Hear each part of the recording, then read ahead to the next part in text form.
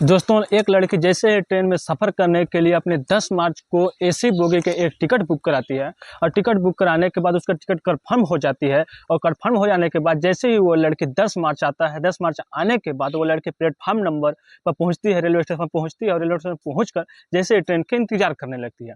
Train आती है और ट्रेन पर वो लड़की बैठती भी है और ट्रेन के सफ़र भी करने लगती है। जैसे-जैसे करके ट्रेन कम से कम 6 घंटे जब वो ट्रेन में सफ़र कर लेती है और रात होने का समय हो जाता है, रात होने लगता है, तभी वो लड़की अपने ही सीट पे बैठ जाती है और बैठ के सोने लगती है। उस साथ में सवारी भी उस सीट के अगल-बगल लोग बैठे होते हैं, लेकिन लड़की ये नहीं सोच पाती है कि आज मेरी शरीर की आखिरी दिन है, मेरी ज़िंदगी की आखिरी दिन है, मेरी इज़्ज़त की आखिरी दिन है।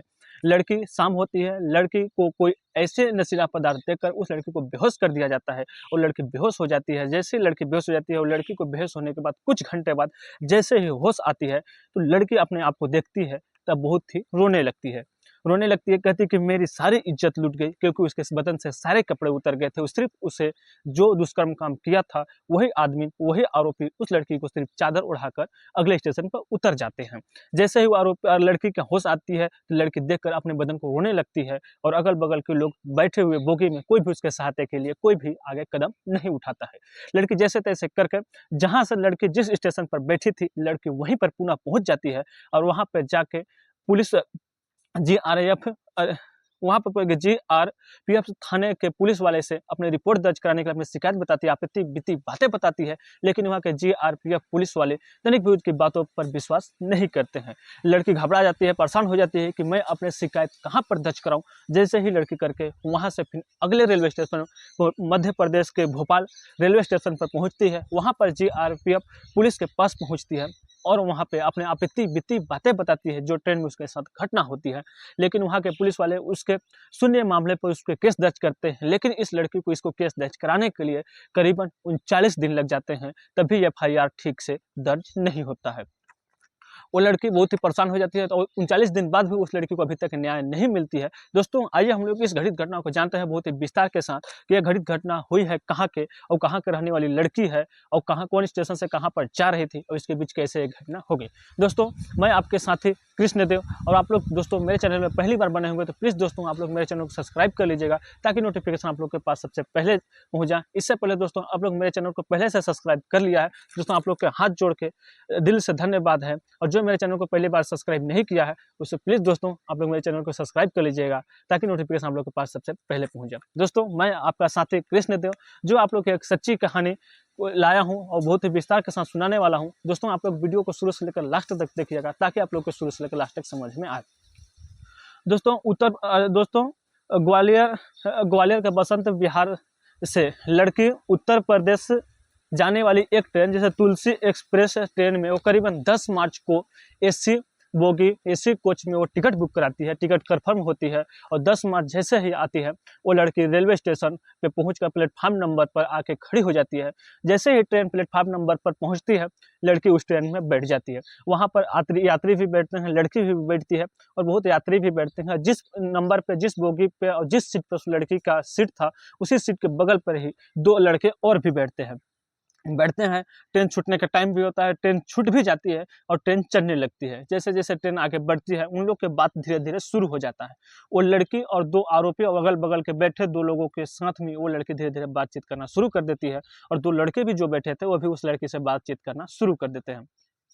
लड़की के से साथ मीठी-मीठी बातें, ऐसे मीठी प्यार भरे बातें भी करते हैं ताकि वो लड़की को लगे कि कोई मेरे साथ अपनापन है। लड़की सोचती थी कोई ख़ास मेरा कोई अपना है जो मेरे से ऐसे मीठी-मीठी बातें बहुत ही सुंदरता के साथ बातचीत कर रहे हैं। लड़की को नहीं लगती थी कि आज मेरे ही दिन में ये ट्रेन में जो सफ़र कर रहा हूँ, वो दिन मेरी आखिरी है। लड़की बात भी करती है और बात करने के बाद वो अब ट्रेन में सफ़र भी करती है। सफ़र करते-करते धीरे-धीरे करती है और करीबन 7:30 बजे वो ट्रेन ट्रेन मुंबई के कुला के लोकमान्य तिलक टर्मिनल स्टेशन पर पहुंच जाती है और उस पहुंचने के बाद तभी उस लड़की को करीबन 7:30 बजे ही उस आरोपी के नज़र गाड़ा हुआ था उस लड़की को बेहोश करने के लिए। जैसे ही लड़की को नींद आती है तो वो दोनों लड़के जो ट्रेन में लड़की के साथ ही बैठते हैं, वो दोनों ही उसे नशीले पदार्थ देकर, उसे सुंघाकर उसे बेहोश कर देते हैं। लड़की बेहोश हो जाती है और उस ट्रेन पे जैसे ही मुंबई के कोरला में लोकमान्य तिलक टर्मिनल स्टेशन पर जैसे ही ट्रेन रुकती है, लड़की बेहोश उधर सीट पर पड़ी होती है, इधर 2 लड़के बैठे होते हैं। बैठने के बाद जैसे वहाँ पर ट्रेन रुकती है और लोग और भी सवारी वहाँ पर बैठते हैं। लेकिन वो ट्रेन वो जो सीट थी, वो सीट बुक थी, उस सीट में कोई बैठने के लिए किसी का हिम्मत नहीं पड़ता था, क्योंकि वो किसी और का टिकट था और वो लड़की का सीट था, इसलिए वहाँ पर कोई भी नहीं बैठते थे। ट्रेन करीबन छूटती है 7:50 पर और वहाँ से लोकमान्य तिलक टर्मिनल स्टेशन से करीबन 40 मिनट बाद ही महाराष्ट्र के ठाणे रेलवे स्टेशन में पहुंचने में 40 मिनट लगती है और उसी 40 मिनट के अंदर उस लड़के के साथ वो 2 लड़कियों ने मिलकर उसे रात को ही उसके सारी इज्जत लूट लेते हैं। लड़की बेहोश होती है, उसके सारे कपड़े उतार कर उसके सारे संबंध बनाते हैं, उसका रेप करते हैं, उसका बलात्कार करते हैं, क्योंकि उस रात के लेकर उसके उस कोच के बोगी के सारे लाइटें बंद होते हैं।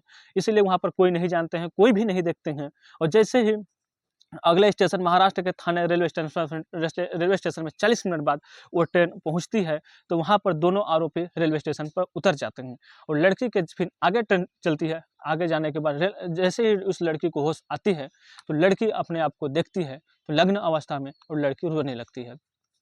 कोच में बैठे हुए जब लड़की रो रही थी, कोच में बैठे हुए लोगों ने उसकी तनिक भी मदद करने के लिए कोई भी आगे नहीं बढ़ती है। लड़की बिलख बिलख के रोती है, बोलती है कि मेरे भी कोई मदद करो, जो मेरे साथ यहाँ पर बैठे थे वो मेरे सारे इज्जत लूट कर चले गए।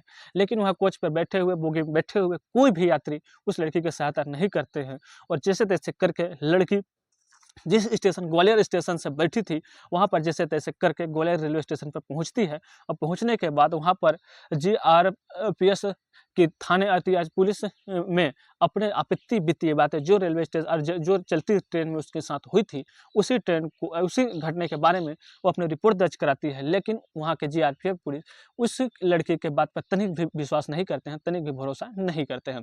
लड़की परेशान हो जाती है कि मैं इन आरोपियों के लिए मैं कैसे रिपोर्ट दर्ज कराऊँ, कैसे अपने एफआईआर लिखवाऊँ। वहाँ पर कोई उसकी बात पर तनिक भी विश्वास नहीं करते थे। फिर वहाँ से लड़की परेशान होती है और फिर एक दूसरे ट्रेन पकड़कर वो लड़की करीबन भोपाल, महाराष्ट्र के भोपाल में पहुँच जाती है और रेलवे स्टेशन में पहुँचने के बाद वो फिर ही वहाँ के जीआरपीएफ पुलिस में अपने आपत्ति बातें बताती है और बोलती है कि साहब, मैं जब अब इस ट्रेन में सफ़र कर रही थी, उसी दौरान मेरे 2 लड़कों ने मिलकर मेरे सारे इज्जत लूटा, मेरे को बेहोश करके मेरे सारी इज्जत लूट लेते हैं और मैं जब होश में आती हूँ तो अपने नग्न अवस्था में देखकर मैं चौंक जाती हूँ। उसी करके जब वो सारी बातें बताती है, तो वहाँ के जीआरपीएफ पुलिस ने उसके उन लोगों के एफआईआर दर्ज करते हैं। एफआईआर दर्ज करने के बावजूद दर्ज करने हैं, लेकिन उस लड़के को इस एफआईआर को दर्ज कराने के लिए करीबन 39 दिन लग जाते हैं और लड़की परेशान हो जाती है। 39 दिन बाद जब उसे एफआईआर दर्ज होती है, तभी उसे एफआईआर दर्ज हुई। भोपाल के पुलिस स्टेशन और भोपाल के रेलवे स्टेशन के जीआरपीएफ पुलिस वाले उस रिपोर्ट को सुनने मामले में शिकायत दर्ज करते हैं और शिकायत दर्ज करने के बाद उसे ग्वालियर के जीआरपीएफ पुलिस के पास उसे ट्रांसफ़र किया जाता है, उस एफआईआर को। और वहाँ से ग्वालियर के जीआरपीएफ पुलिस वाले ने उस रिपोर्ट को लेकर थाने पहुँचते हैं, महाराष्ट्र के थाने रेलवे स्टेशन पहुँचते हैं। वहाँ पर जांच पड़ताल की जाती है, वहाँ पर पूछताछ की जाती है, लेकिन तनिक भी उसकी सबूत हाथ में नहीं लगता है। तभी पुलिस वाले के दिमाग में एक खाटी दिमाग आता है कि उस 2 आरोपियों को मोबाइल और उनके टिकट छानबीन की जाती है, टिकट की लिस्ट निकाली जाती है।